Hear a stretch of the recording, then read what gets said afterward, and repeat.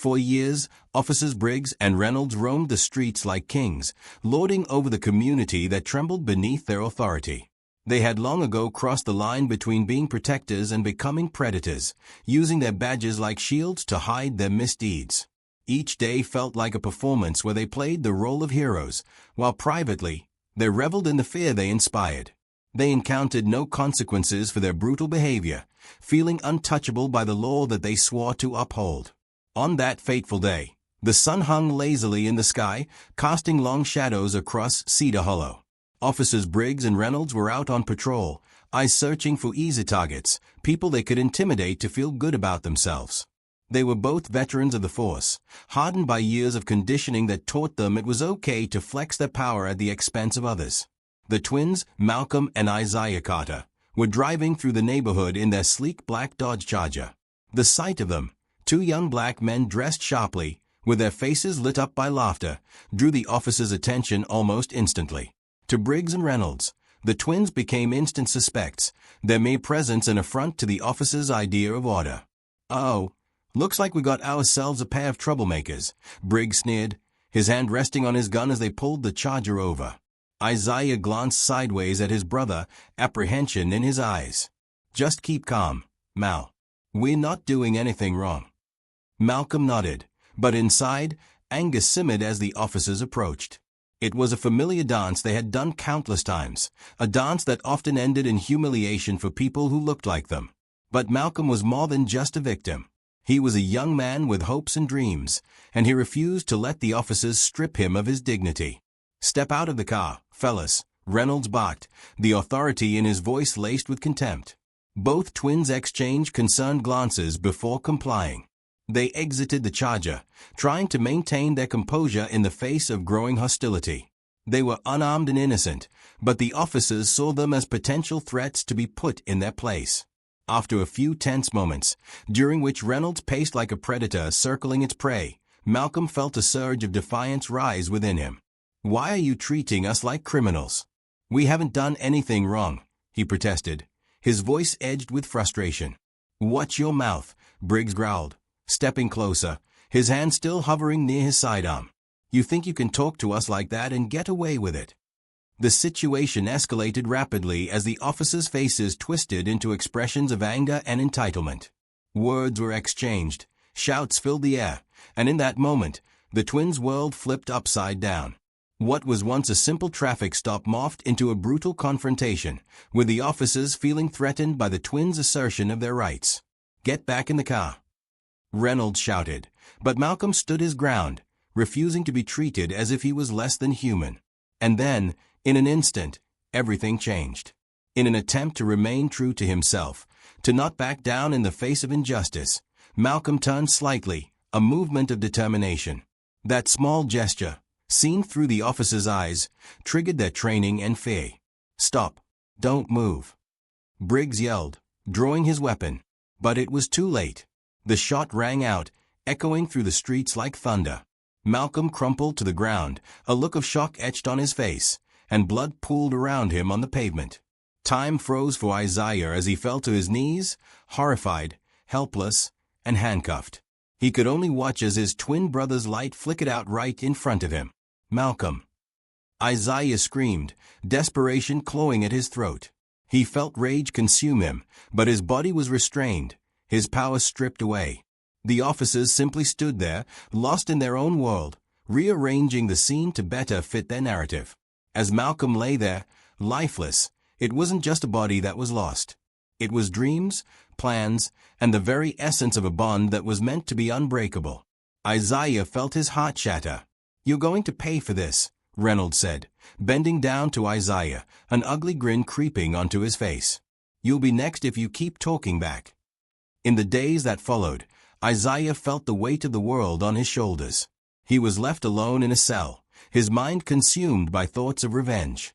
Angry fury coursed through his veins, but all he could do was wait for the right moment to strike. He had always been the one who followed orders, the one who dedicated his life to protecting others. But now that life felt irreparably changed. He was a Delta Force operative, trained for some of the most dangerous missions imaginable, yet nothing had prepared him for this, the loss of his twin, his other half. As he sat in that dimly lit cell, he silently vowed that he would make the officers pay. They had crossed a line that could not be uncrossed, and soon they would understand the consequences of their actions. The officers thought they were untouchable, that the system would always shield them from repercussions, but Isaiah was determined to change that. He would rise from the ashes of his grief, fueled by the memory of Malcolm, and he would hunt them down. He knew their routines, their weaknesses. He would utilize every ounce of training he possessed to bring them to justice. As night fell, he devised his plan, the details carefully crafted in his mind, each action leading closer to the moment when justice would finally arrive. He imagined the look on their faces as they realized their power was waning. They weren't the hunters anymore, they had become the hunted, and Isaiah would stop at nothing to ensure they understood the full weight of their brutality. With every beat of his heart, he prepared for the reckoning. The sun hung heavy in the sky, and with each passing moment, so did Isaiah's resolve. He would reclaim his brother's life. With every step he took, every decision he made, Malcolm would be in his heart, guiding him forward. This time, the officers would not escape. This time, they would finally feel fair. This time, the officers would not escape. This time, they would finally feel fair. As the moon lit the night sky, casting eerie shadows across the deserted streets, Isaiah felt a surge of adrenaline rush through him. Every detail of his plan played over and over in his mind, a relentless loop that fueled his determination. He could almost hear Malcolm's voice urging him on, reminding him of the strength they shared. Isaiah had spent years in the service, learning how to navigate darkness, both literal and metaphorical. He had walked through hostile environments, faced down enemies, but nothing had prepared him for the loss of his twin. This mission felt different.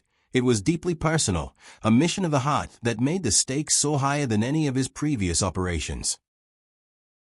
He fashioned himself a new identity that evening, a faceless shadow slipping through the cracks of society, undetected.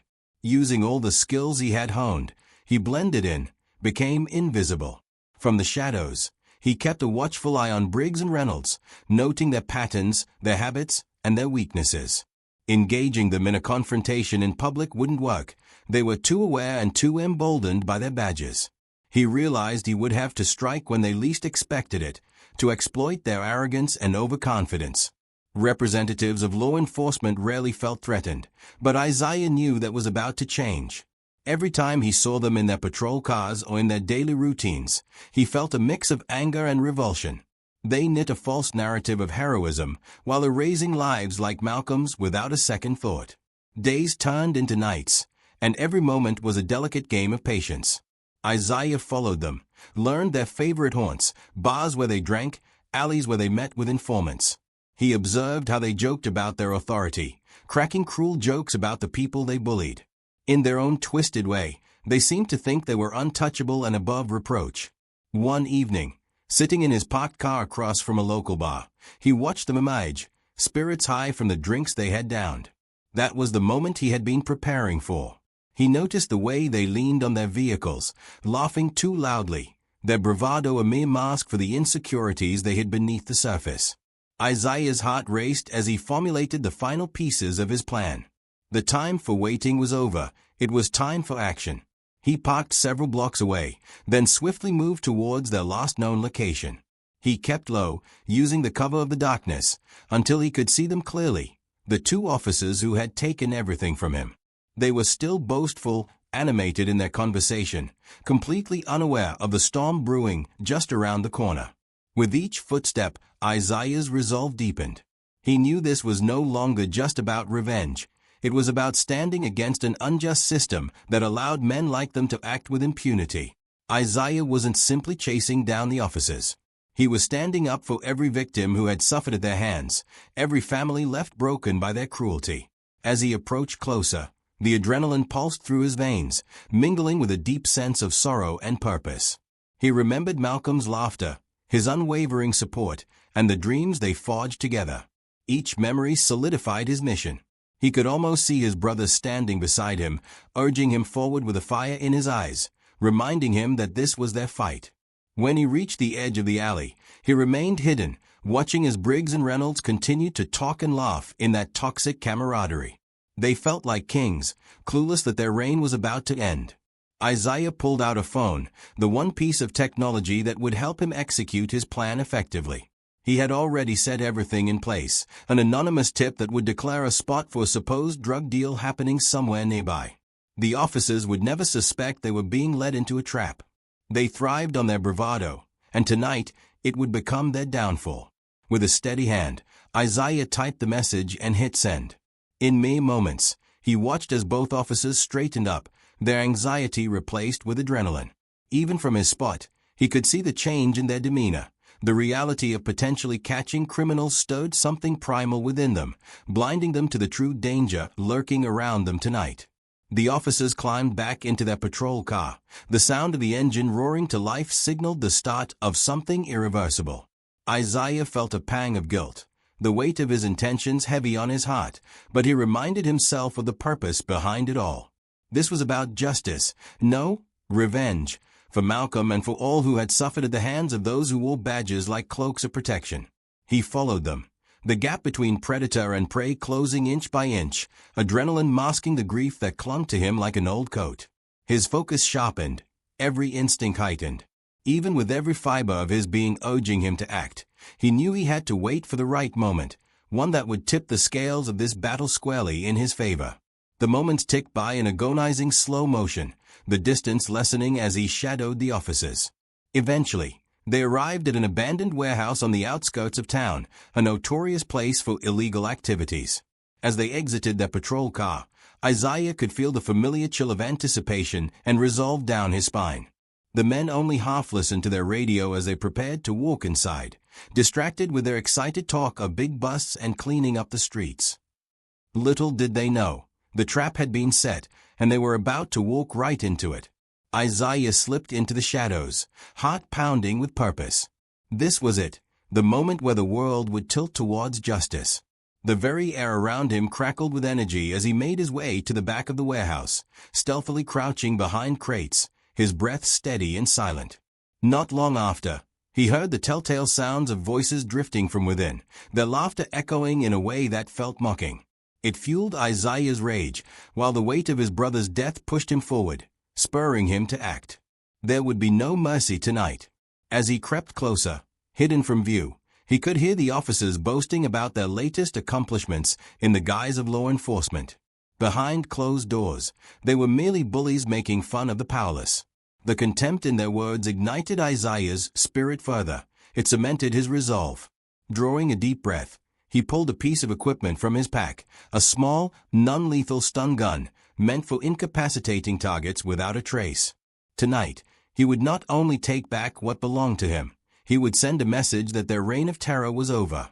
He took another step forward, listening intently to the conspiratorial tones within, and in that moment, he committed to his course of action, fueled by loss and desperation. The twins' bond was unbreakable, and Malcolm would be with him every step of the way, in spirit. Tonight, the balance of power would shift. Tonight, justice would reign. Tonight, the balance of power would shift. Tonight, justice would reign. Isaiah steadied his breathing as he crouched behind the crates, heart racing with the weight of his purpose. The laughter and bravado of the officers echoed through the warehouse, blurring into a mocking melody that spurred him onward. Everything he had prepared for led to this moment. No longer was he merely a victim of their cruelty. He was ready to redefine the narrative, to sculpt his vengeance into something meaningful. The officers' words floated through the air, riddled with arrogant laughter as they reminisced about past incidents, the moments they had relished in their authority, the faces they'd belittled, and the chaos they claimed to dissolve. Their false sense of security was palpable, and it filled Isaiah with an unsettling energy. The only sight that could warrant a smile from them was someone else's pain. And now, they would understand the repercussions of their actions. Pulling the stun gun from his pocket, he gripped it tightly, feeling its cool surface. It was a poignant metaphor for the power he had lost and was now reclaiming. The effectiveness of his training surged through him. He was ready to become the catalyst for change, rather than a mere pawn in this oppressive game. Taking a deep breath, he ventured further into the shadows, inching closer to the source of their laughter. Every step brought him nearer to the officers and further from the helplessness that had consumed him since the day he lost Malcolm. Just beyond the heavy curtains of shadow stood the two men, glassy-eyed with alcohol and pride, engaged in one last round of boasting before they inevitably turned their attention to something more sinister. He peered around the corner of the crates, assessing their positioning. Briggs leaned against a dilapidated table, clearly enjoying the alcohol coursing through his veins, while Reynolds stood nearby, animatedly recapping their latest encounter with a group of young men in the neighborhood. They were completely unaware of the reckoning headed their way. "Those punks thought they could talk back to us," Reynolds sneered, his voice low, barely containing his glee. "We put them in their place, didn't we?" Briggs cracked a smile, gesturing with his beer. "This is why we're the law. Nobody wants to mess with guys like us. We make the rules." It was a sickening spectacle, and every compliment they tossed around felt like a dagger to Isaiah's heart. Their conversation turned darker, speaking about ways to deflect any potential consequences should something finally go wrong. They reveled in their perceived invincibility, creating a facade that would soon crumble around them. Isaiah took a calculated risk, pulling out his phone and activating a small camera attached to his collar, aiming it at the officers to ensure that everything they said could be recorded. This wasn't just about retribution, it was also about exposing the depravity hidden beneath their badges. If he could capture their confessions, their own arrogance could lay the foundation for justice long after this evening was over. Just then, as if seized with a sudden impulse, Reynolds turned suddenly, glancing in Isaiah's direction. Time slowed as Isaiah felt the air shift, the thrill of potential discovery hanging heavy. He pressed himself further into the shadows, heart pounding in his ears, mentally shouting for Reynolds to turn back. "You hear that?" the officer barked, a hint of suspicion creeping into his tone. But Briggs laughed, dismissively. "You're imagining things. Let's get back to the real business here." Taking advantage of the distraction, Isaiah didn't hesitate. He felt the surge of righteous fury coursing through his veins, igniting every sense within him. The moment had finally arrived. He stepped out of the shadows, adrenaline sharpening his focus.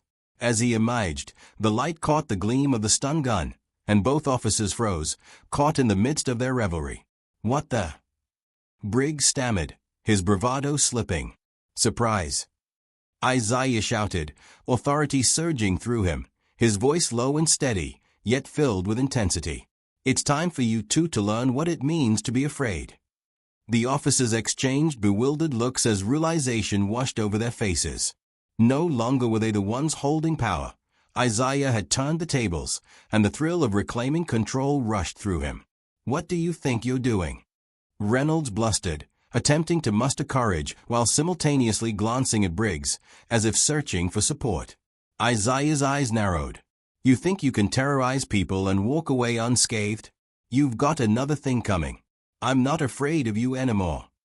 Before either could respond, Isaiah moved with purpose, the stun gun aiming squarely at Reynolds. "Step back. This isn't just about you anymore." The officers stood paralyzed, a mix of confusion and fear etched across their faces. Isaiah could sense their uncertainty, and he reveled in it. "Who do you think you are?"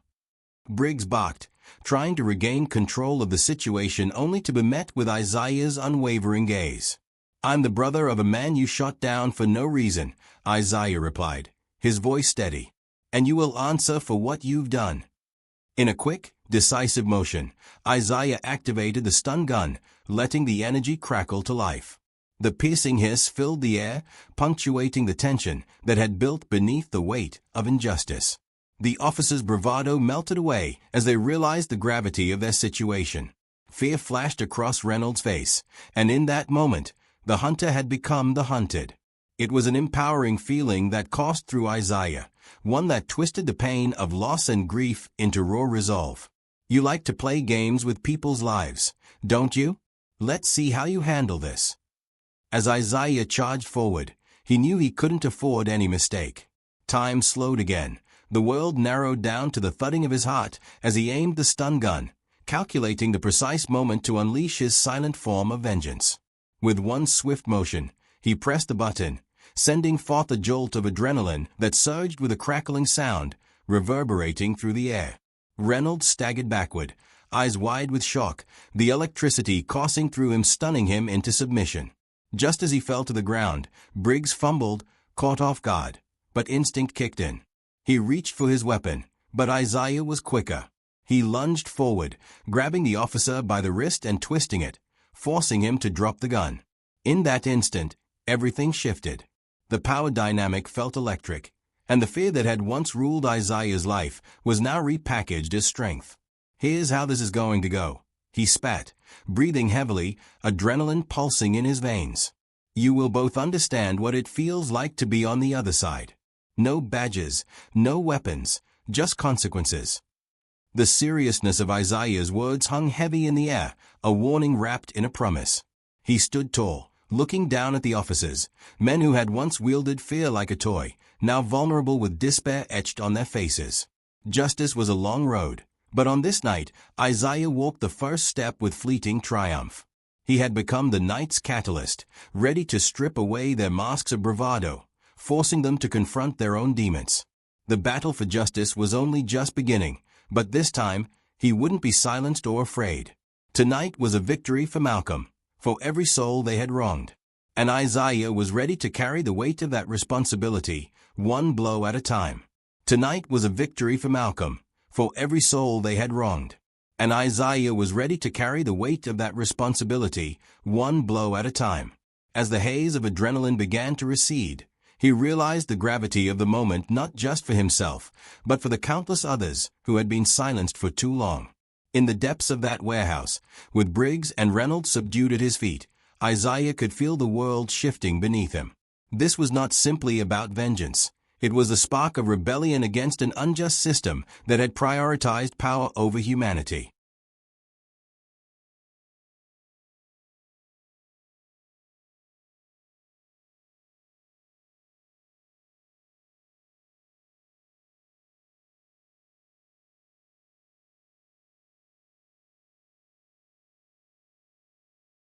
He kicked the officer's discarded weapon aside, the metallic sound echoing back at him like a warning.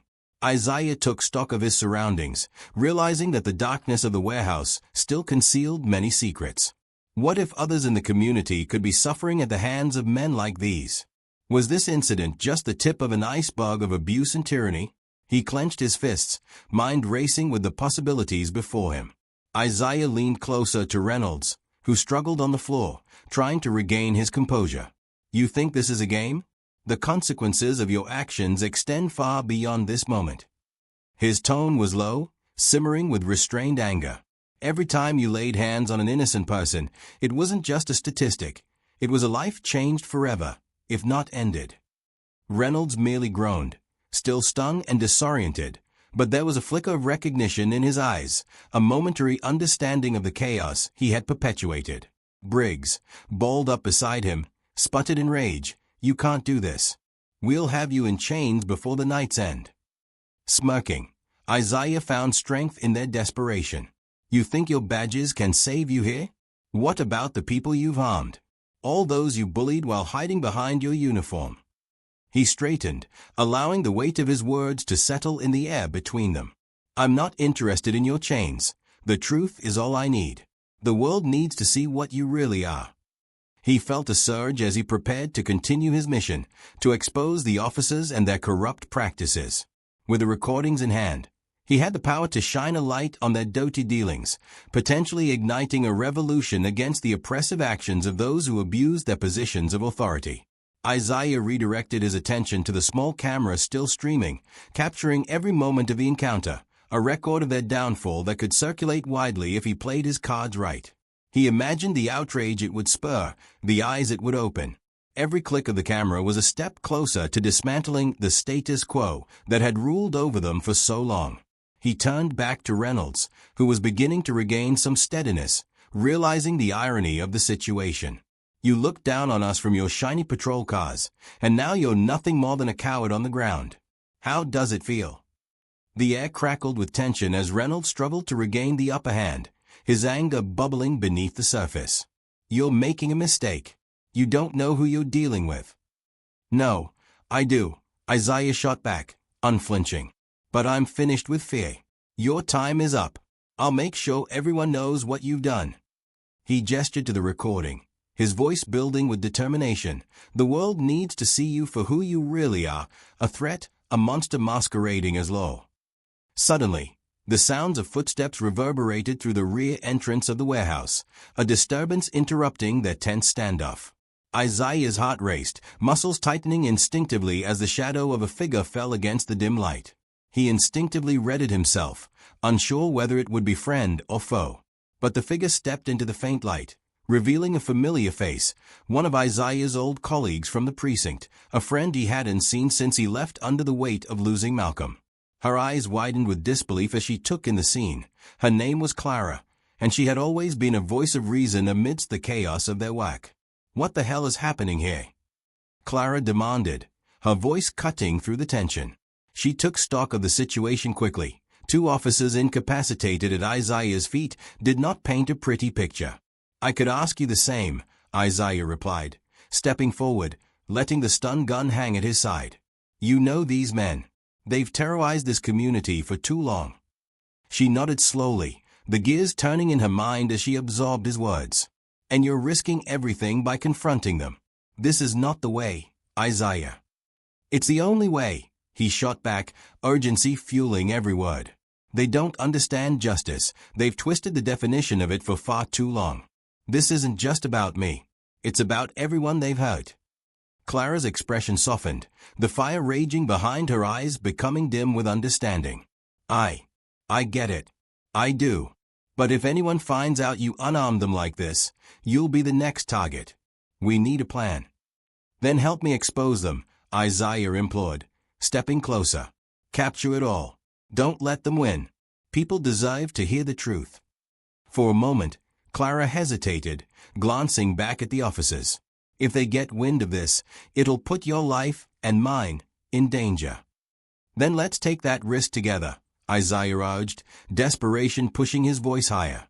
"These men have taken everything from those powerless to fight back. It's time we flipped the narrative. It's time we made them feel vulnerable for once." With a determined sigh, Clara made a decision. "Okay, let's spread the word. But we need to be smart, start with this footage and plan our next steps." Isaiah felt a rush of relief wash over him. Together, they could turn this fight into the catalyst for change, a rebellion against the system that had failed them all. As Clara retrieved her own equipment to document the scene, Isaiah couldn't help but glance back at the fallen officers. Fear etched on their faces. He realized that they were now the prey in a game they had long played. It was time for justice. "This is just the beginning," he breathed, determination igniting as he moved alongside Clara. They would gather evidence, amplify their voices, and ignite the community's outrage. But more than that, they would honor Malcolm's memory and live out his legacy, a legacy of fighting for what's right. As they began their work, the weight of the world seemed to lift, transforming pain into purpose. The war for justice was far from over, but finally, Isaiah felt hope intertwining with resolve. Together, they would ensure that this was a battle worth fighting, one that would echo through time and dismantle the darkness of oppression, illuminating a path to freedom. And as they prepared to face the fires of the world together, Isaiah knew this wouldn't just be his victory, but the beginning of a movement that had long been overdue. The darkness would yield to the light, one truth at a time.